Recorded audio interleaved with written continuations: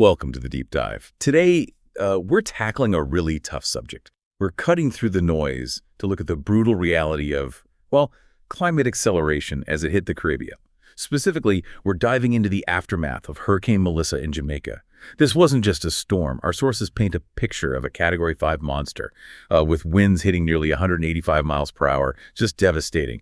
Our mission here is to unpack this. We want to look at the specific climate science that cooked up a storm this intense, how the island's infrastructure just collapsed under it, and crucially, the human stories and the economic fallout Jamaica is now facing. And it's important to frame this correctly from the start. The Jamaican Meteorological Service, they were unambiguous. Melissa was the strongest storm ever recorded to hit the island directly. So, this wasn't just a bad hurricane season event. This was something that fundamentally overwhelmed existing defenses, existing plans, a real tragedy. That's the truly chilling part, isn't it? That the systems in place were almost designed to fail against this level of force. Let's zoom in on when it first made landfall. St. Elizabeth Parish, southwestern Jamaica, the accounts are just visceral. People describing the sky turning pitch black in minutes, waves literally taller than palm trees, cars just floating away like toys. Apocalypse scenarios, basically. And meteorologically, the story behind that power is fascinating in a terrifying way. It centers on this phenomenon called rapid intensification. Okay, break that down for us. What does rapid intensification actually mean in, practical terms? Sure. So technically, it means a hurricane's maximum sustained winds increased by at least 40 miles per hour within a 24-hour period. Melissa blew past that benchmark. In some phases, it intensified even faster. And the fuel, I was sitting right there in the Caribbean Sea. Ocean waters measured almost 2 degrees Celsius hotter than the historical average for that time of year. That's a lot of extra energy. 2 degrees, it sounds small, but when you translate that into wind speed and storm surge... Exactly. And the scientific consensus is pretty strong here. This kind of boost is increasingly seen as a direct fingerprint of climate change. Warmer seas mean more moisture evaporating into the air, which feeds the storm's engine.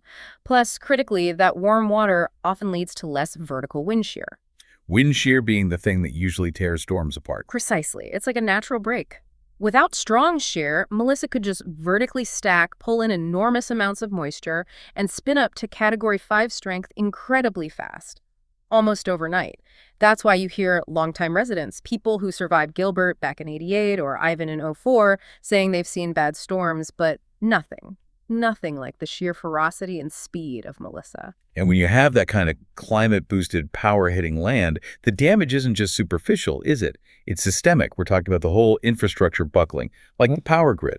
Reports say over 500,000 homes lost electricity almost instantly. Lines just snapped, plunging huge areas into total darkness. Yeah, the darkness is a recurring theme in the initial reports. And the Prime Minister, Andrew Holness, he called it a national tragedy, basically saying, look, no realistic infrastructure could have withstood that direct hit. Is that the consensus, though? Or are some sources questioning, say, building codes, especially for newer developments along the coast? Was any preparation adequate? It's a difficult question. I mean, the sources suggest that older infrastructure was definitely vulnerable. But Melissa's force was so extreme, it wasn't just about damage, it was about erasure. You look at the satellite photos from afterwards, it's shocking. Whole stretches of coastline are just gone, submerged under muddy water.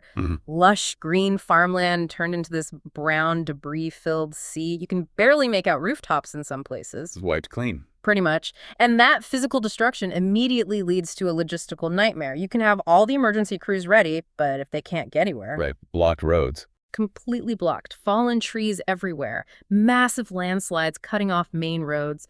We're hearing reports that many bridges are simply washed away. Entire parishes like Manchester and Clarendon, major agricultural zones, were effectively islands within the island, cut off from Kingston, cut off from aid. That isolation must be terrifying. It's the immediate crisis driver. When roads vanish, so does the lifeline. And that's when the focus shifts, doesn't it?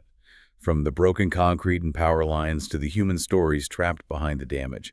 Some of these accounts are just incredibly difficult to read. You hear about families who maybe couldn't or wouldn't evacuate, and then, well, the consequences. Yeah, that viral video, the little boy waving from the rooftop. Yeah, rescued after, 8 hours?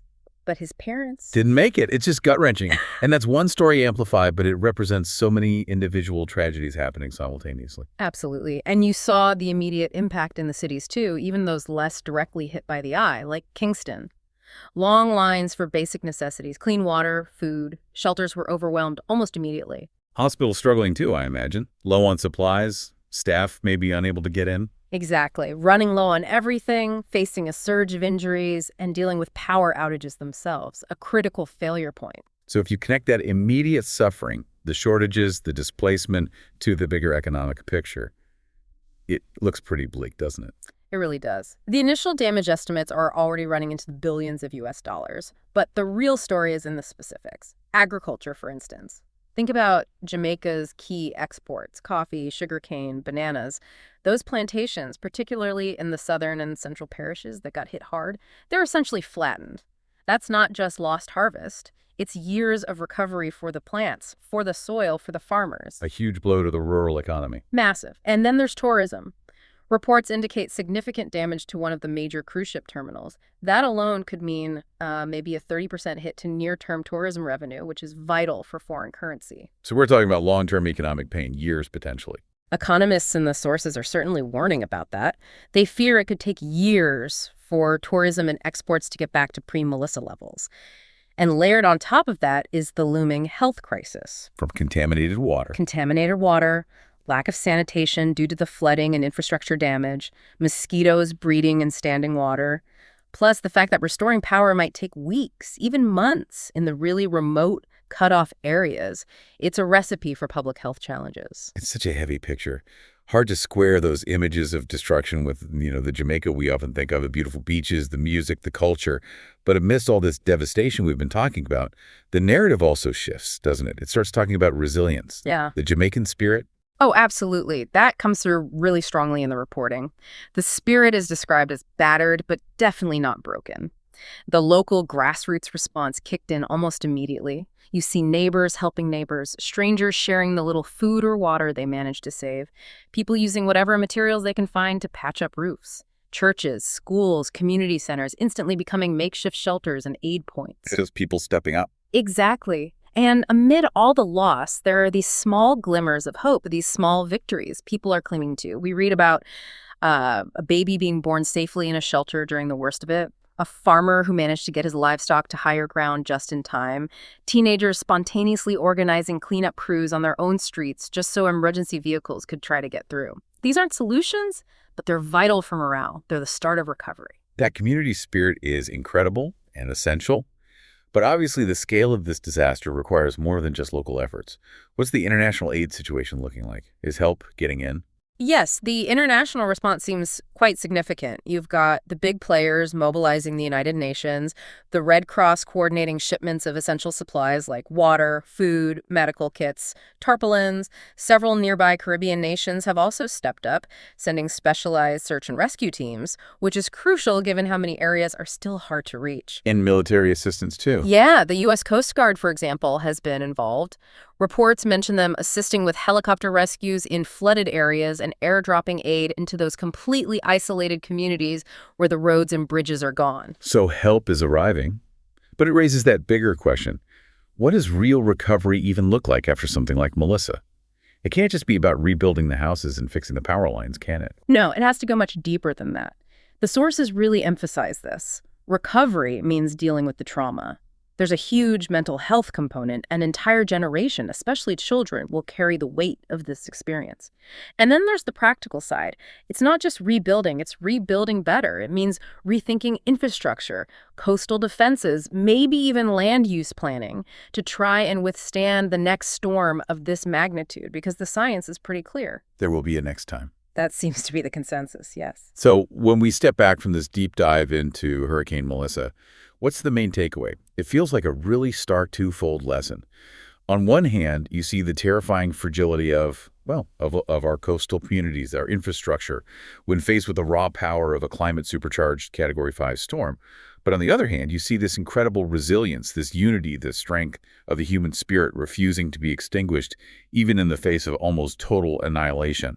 That's a good summary. And the message from climate scientists looking at Melissa is incredibly urgent. They're basically saying this isn't a freak event anymore. The question isn't if the Caribbean or other vulnerable regions will see storms like this again, it's when, and maybe even more sobering. Some projections suggest that if current global warming trends continue, the kind of peak intensity Melissa reached, once considered maybe a storm of the century, could become closer to the norm for major Caribbean hurricanes within, say, the next couple of decades. Wow. That completely reframes the future, doesn't it? It takes it from disaster recovery to continuous adaptation. So perhaps the final thought for you listening isn't just about aid for Jamaica now. It's this more fundamental, maybe uncomfortable question.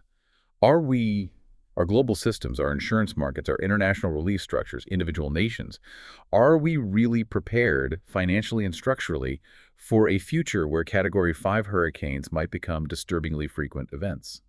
Because Hurricane Melissa suggests that future isn't hypothetical, it's knocking at the door.